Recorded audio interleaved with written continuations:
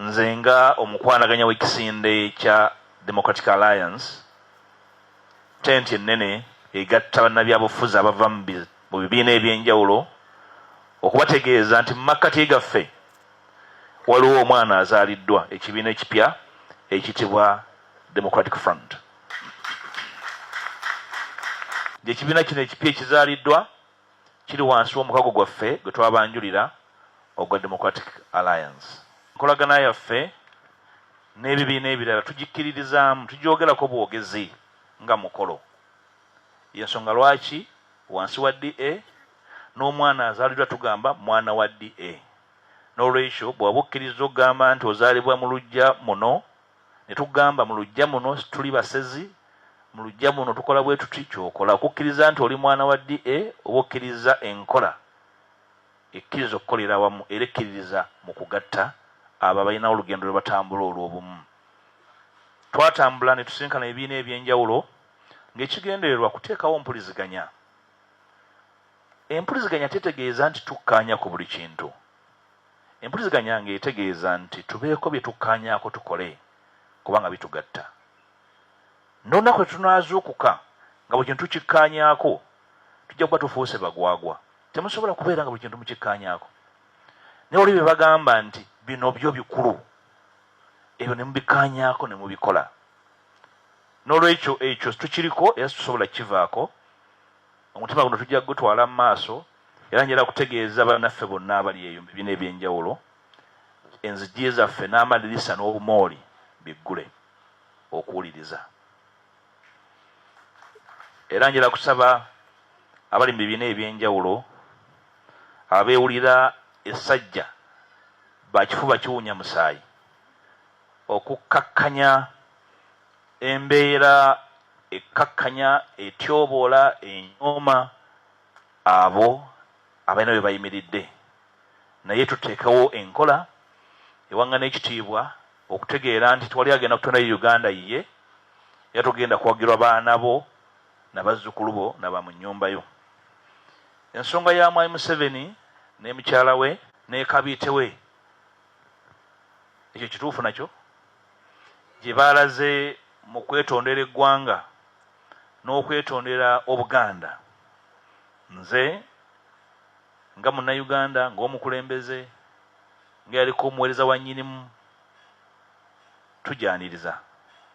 Naye okwetonda ne mu ddiini gye nsoma bw'oba weetonda ne kyewakola okyogera kyeweetonda. Bw'ogamba bugambi nti banaye munsonyiwe, oyinza okuba nga weetonda tuyitako misinde ng'odduka mu mmotoka zo tufuumulira nfuufu nga kyeweetonda. Okuggyako ng'otubuulidde ki kyeweetonda, okwetonda okukubeera kw'amakwekansamu. Ekyokubiri, Mwai Museveni oyinza okuba nga atuteekateeka, yali mukwano gwe ennyo omugenzi Nyerere, yeetondera abantu b'e Tanzania era bw'amala okwetonda n'alekulira. Mwai Museveni nga bwali muyizi wa jeno wa Mwalimu Nyerere, ekyo bw'akikolera bannayuganda anaaba agenze mu byafaayo. Okwetonda ate ng'oteesese kalabba kuwanikako baana baffe, tuba twebuuza ekigenderero waakyo. Oyagala tusumagire otuwanike kalabba nga situlaba? Okwetonda tukwaniriza nga kuliko n'ebikolwa. Bwekuba kwetonda olw'amateeka amabi, bwekuba kwetonda okuyuza obulere ssemateeka, kye tunaasiima kwe kuggyayo amateeka gonna. Mwai Museveni n'akulemberamu olugendo olw'okujjulula amateeka agaggyeeko bannayuganda ekitiibwa kyabwe, okubakkakkanya n'okubaleka nga bamulekwa mu birowoozo ne mu bikolwa. Ekyo bw'aba naaba kyagala okukola, tujja kubeera naye mu mugongo okujjula byonna byonna ebyakolebwa nga bityoboola eddembe ly'obuntu, nga bimalawo ko bannayuganda emirembe tubirindiridde.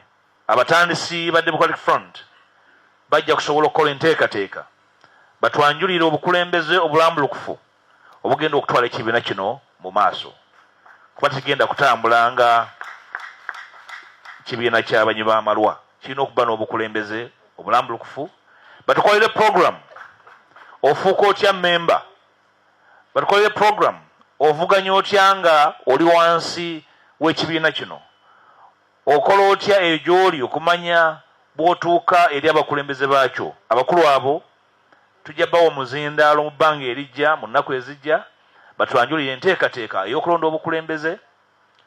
Twali muntu kujjayo kwesowolayo n'agamba nze nsinga obuwanvu, nze mukulembeze. Nedda,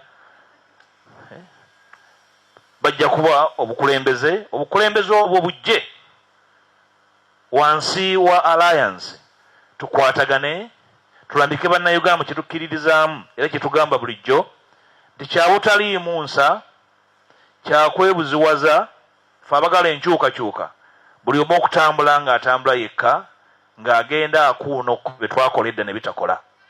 N'olwekyo Democratic Alliance tubaaniriza, nze nga coordinator ne bannange, okuwona okufita butafiira musanya ne muzaalibwa. Mukimanyi Uganda nti ekibiina okutondebwa Uganda ne kyetengerera lutalo. Mubakubire ngalo abakoze omulimu ogwo, si gwa kusaaga.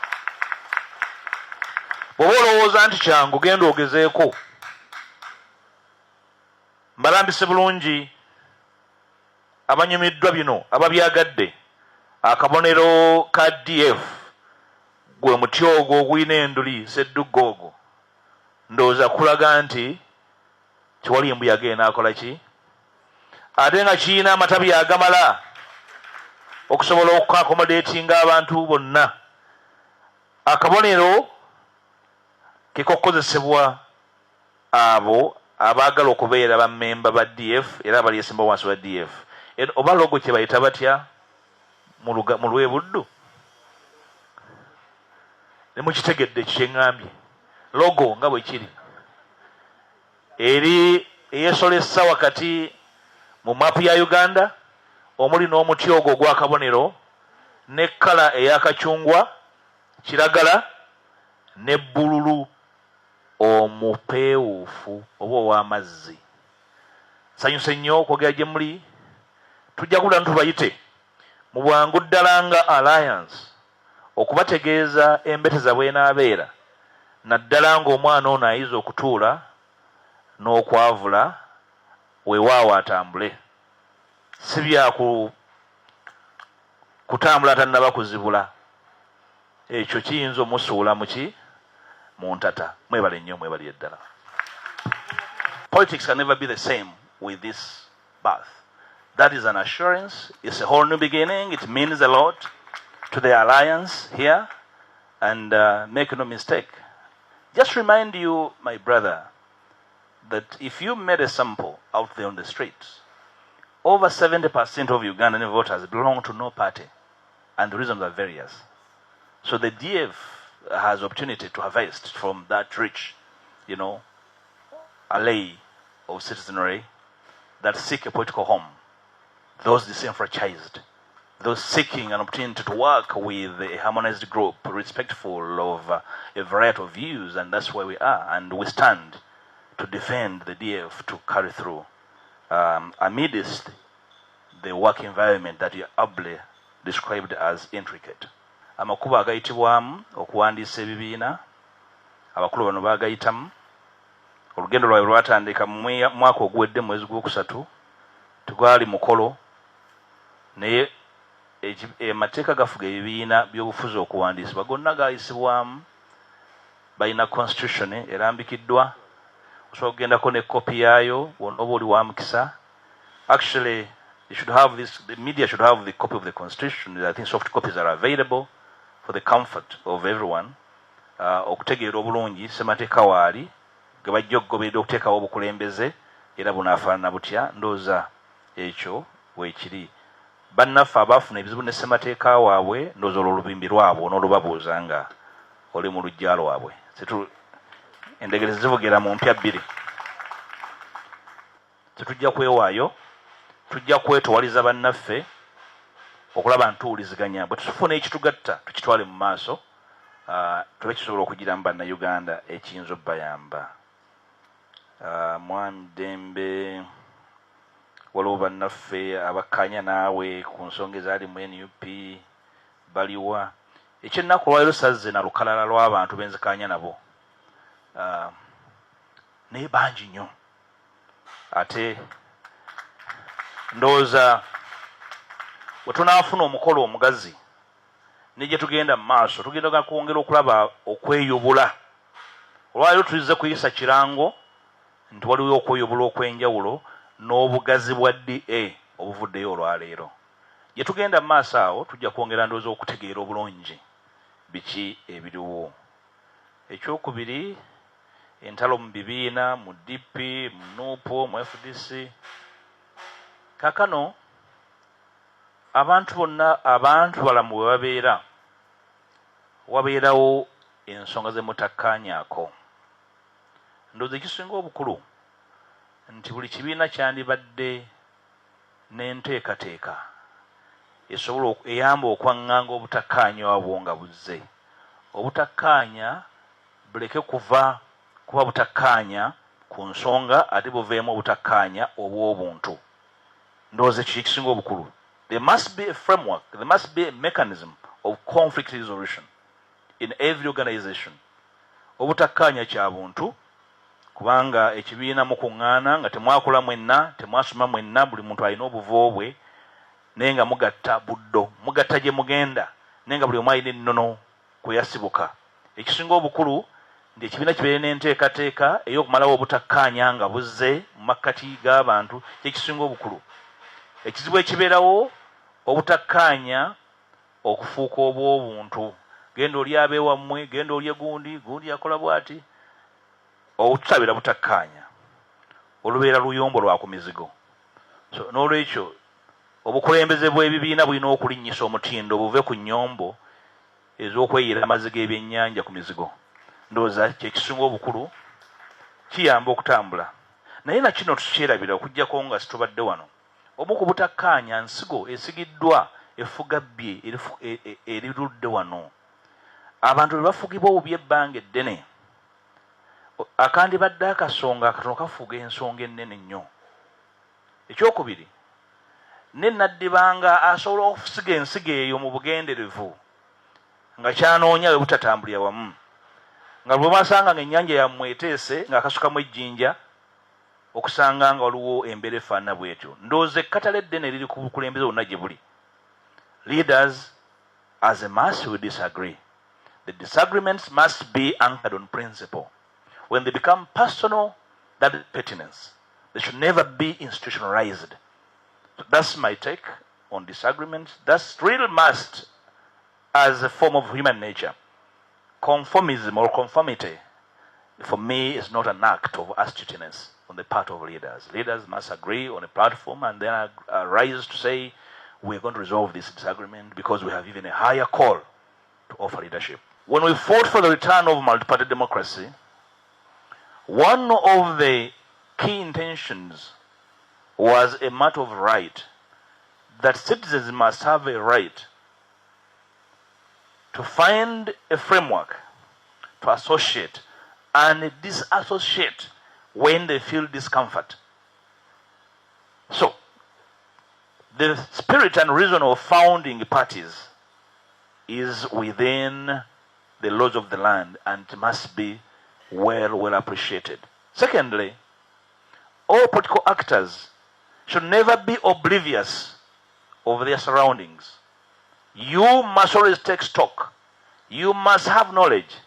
You must have understanding and deep appreciation of their surroundings. It's the reason why, under the DA, we midwifed an idea that's not really intelligible for the opposition to move in different direction, each one moving around sloganeering differently to no consequence. We want to be part of politics of consequence and positive consequence to our people, which is why we said we must engender a framework, because everybody is scared of themselves and the rest, that we must find reason to work together, to work with everyone, including the people we disagree with, as long as our disagreements are principled. That's why we went out of our way and spoke to all that could listen, We met a number of parties.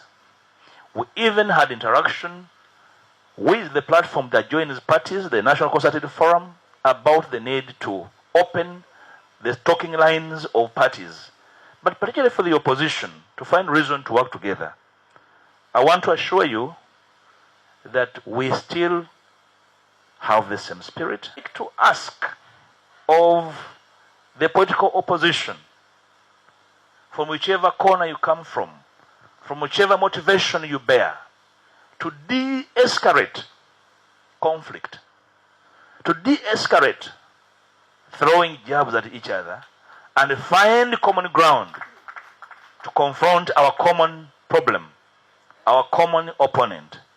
He prefers to call us enemies. We don't think he's an enemy, he's an opponent, and must respect that. We thought as the DA that one of the issues we must handle is to deal together with the ground rules of engagement. That didn't happen in the time we wanted. We still believe if we work together, we can actually collect the low-hanging fruits and come up with a platform of working together before the next polls. We do not want to take confusion to the people. We want to face the people with these common challenges, common platform, common issues, regardless. And at the DA, we would respect an engagement that would give us properly selected candidates to confront the opponents.